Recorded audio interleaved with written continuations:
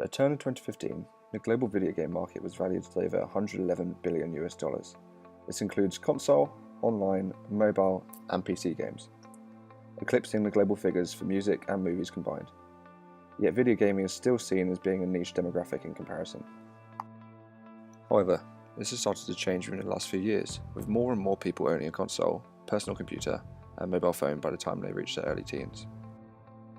The recent high demand for video games means that gaming in general has become one of the most important components of the contemporary entertainment industry.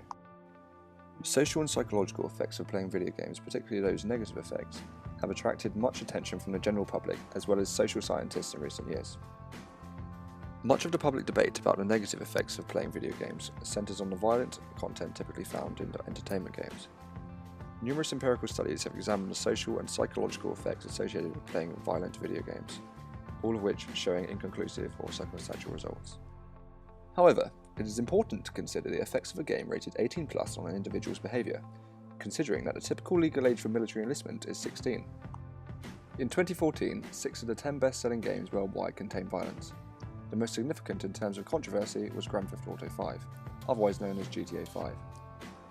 Within 24 hours of its release, GTA 5 generated more than $800 million in worldwide revenue, equating to over 11.2 million copies sold. 3 days after release, the game had surpassed $1 billion in sales, making it the fastest selling entertainment product in history. Throughout the GTA saga, there has always been an issue with controversial scenes or gameplay. One mission in particular within GTA 5, however, generated a lot of controversy.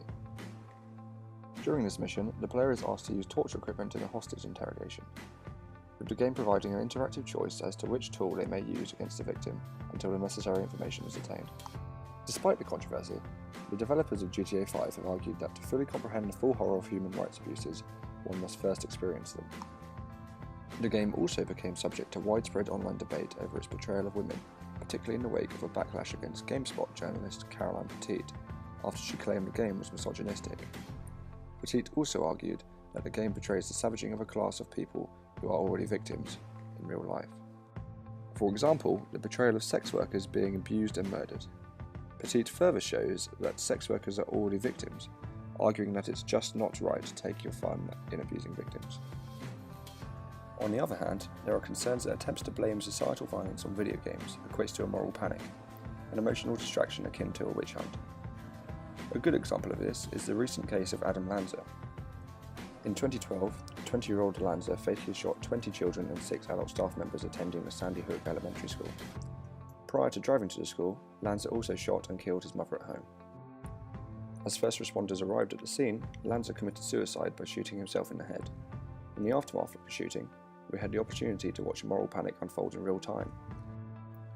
Lanza's crimes immediately reopened dormant debates on media violence, particularly video game violence. How was a 20-year-old able to commit such an act without any previous firearms or tactical experience within the real world? This led many to believe that Lanza's obsession with violent video games played a major role in his decision to carry out his crimes. For example, when in-game, players act within a behavioural script. This means that a game gives a player specific tasks. If the player completes the task well, they receive points, or a more complicated narrative to continue their gaming experience.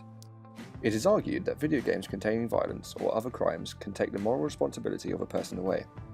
A player doesn't think about the consequences of their in-game actions, therefore distorting their out-of-game morality, and increasing the likelihood of committing a real crime. However, violence is not the only form of transgression within video games. According to Braithwaite in 2007, controversial sexual content has been a part of video games for nearly as long as the medium has existed. The 1982 Atari game, Custer's Revenge, caused a public outcry in the US because of its simulation of sex with a captive Native American woman. During gameplay, players controlled a crudely depicted General Custer, who ran from one side of the screen to the other side while dodging flying arrows. The game's objective was to reach the other end of the screen and have sex with a captured Native American woman. In 2005, Teddyman estimated that 12% of games released contain mature or adult-orientated content. Generally speaking, video games produced in the 21st century are both more interactive and have much better graphics than their predecessors from the 80s and 90s. Instead of performing a series of repetitive moves in pre-arranged and crudely depicted scenarios, game players can freely interact with intelligent and realistically animated computer avatars.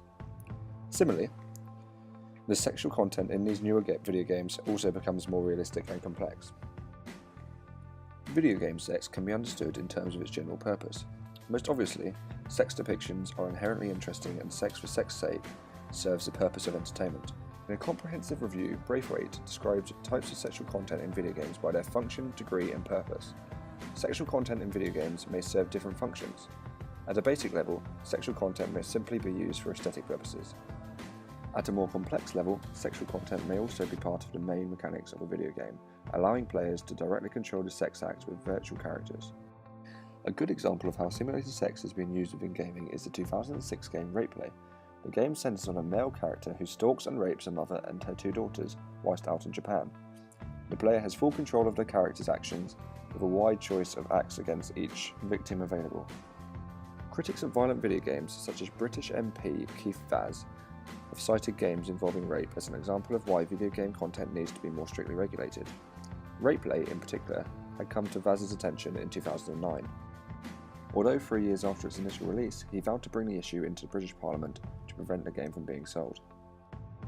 Although there is evidence to suggest that transgressive video games may change the moral standing of an individual, video game advocates contend that a majority of the research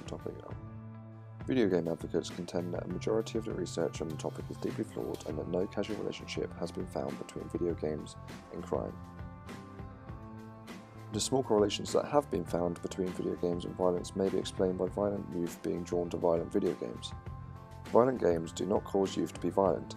Instead, youth that are predisposed to be violent seek out violent entertainment such as video games. Violent video games may affect the form of violence but do not cause the violence to occur. Youth might model violent acts on what they have seen in video games, but violence would still occur in the absence of video games.